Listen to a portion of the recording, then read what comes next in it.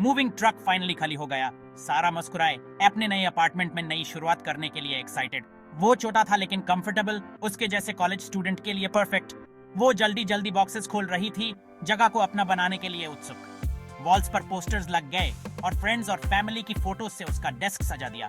रात होते होते अपार्टमेंट घर जैसा लगने लगा। थाकी हुई लेकिन खुश, सारा अपने बेड पर गिर गई। यह किसी अच्छी चीज की शुरुआत है, वो खुद से बोली। उससे क्या पता था, अंधेरे में कोई बुरी शक्ति छिपी हुई थी, उसका हर कदम देख रही थी। वो एक ऐसी मौजूदगी थी जिसे वो देख नहीं सकती थी, एक रूममेट जिससे वो कभी राजी नहीं हुई थी। अगली सुबह सारा अपना फेवरेट कॉफी मग लेने गई।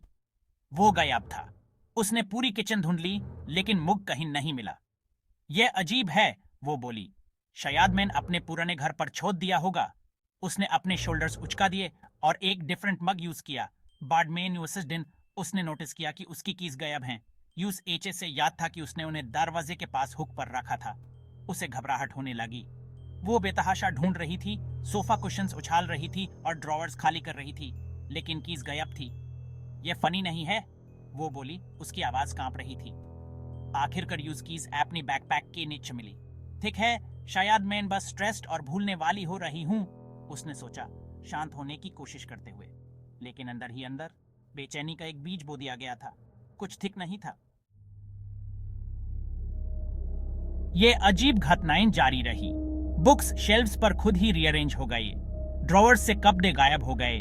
सिर्फ कुछ दिन बाद अजीब जगहों पर वापस आने के लिए सारा अपनी सैनिटी पर डाउट करने लगी। क्या वो पागल हो रही थी? वो आमतौर पर ऑर्गेनाइज्ड इंसान थी। उसका चीजें खोना उसकी फितरत नहीं था। एक शाम यूज काउंटर पर आधा खाया हुआ सैंडविच मिला। यह देखते ही उसकी रूह कांप गई। उसने पूरे दिन सैंडविच नहीं बनाया था। ब्रेड ताजा था, इंग्रेडिएंट्स बिल्कुल वैसे ही थे जैसे उसके फ्रिज में थे। कोई उसके अपार्टमेंट में आया था, कोई जो उसका टेस्ट जानता था। डर उसे खाए जा रहा था। वो लॉक्स चेक करने लगी, विंडोज से बाहर देखने लगी और हर छोटी सी आवाज पर चौंक जाती थी। नींद भी कोई राहत नहीं देती थी। उसे धुंधले परछावों और अनदेखी आंखों के बुरे सपने आते थे। वो लगातार डर में जी रही थी। उसका कभी स्वागत करने वाला अपार्टमेंट अब पैरानॉइड का कारावास बन गया था। Section 4 notes to myself. फिर आए वो नोट्स। शुरू में वो स्टिकी नोट्स पर लिखे हार्मलेस रिमाइंडर्स थे, पिकअप मिल्क या कॉल मॉम। लेकिन हैंडराइटिंग उसकी अपनी थी। उसे उन्हें लिखने की कोई याद नहीं थी। उसके दिल में एक ठंडी दहशत फैलने लगी। यह अब सिर्फ भूलने का मामला नहीं रहा। संदेश और भी डरावने और भी परेशान करने वाले होते गए।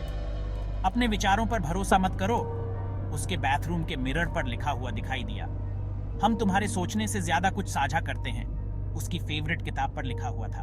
हर जगह नोट्स थे जो उस अनदेखी मौजूदगी की याद दिलाते थे जो उसकी जिंदगी साझा कर रही थी। सारा को अपने सीने में एक चीख उठती हुई महसूस हुई, एक चीख जिसे वो बाहर नहीं निकाल सकती थी। वह एक बुरे सपने में फंस गई थी, अपनी जिंदगी किसी बुरी चीज के साथ साझा कर रही थी। ऐसी चीज जो उसके कामों को कंट्रोल कर सकती थी, ऐसी चीज जो धीरे धीरे उसकी जिंदगी पर कब्जा कर रही थी। Section 5 the unseen roommate. एक रात सारा पर एक भयानक सच का खुलासा हुआ। वो हाफते हुए उठी, उसका दिल जोर जोर से धड़क रहा था। एक स्पाइने चिलिंग एहसास उस पर हावी हो गया। ऐसा नहीं था कि उसके अपार्टमेंट में कोई भूत आता था, कोई उसमें समाया हुआ था। वो मिसिंग टाइम, वो अजीब घटनाएं, उसकी हैंडराइटिंग में लिखे वो नोट्स, सब कुछ अब समझ आ रहा था। एक बुरी आत्मा उसके शरीर में रहती थी। जब वो जगती थी तब डोरमेंट रहती थी और जब वो सोती थी तो जिंदा हो जाती थी। वो उसकी स्किन में एक अलग लाइफ जीता था, एक ऐसी लाइफ जिसके ऊपर उसका कोई कंट्रोल नहीं था, एक ऐसी लाइफ जो धायर धायर उसकी अपनी लाइफ को खा रही थी। यह सोचकर उसे जी मिचलाने लगा। वो फंस गई थी अपने ही शरीर में कैद। वो अनसीन रूममेट उसका सबसे बुरा सपना बन गया था, एक लगातार डरावनी मौजूदगी जिससे वो बच नहीं सकती थी। उसकी लाइफ जैसी वो जानती थी खत्म हो चुकी थी।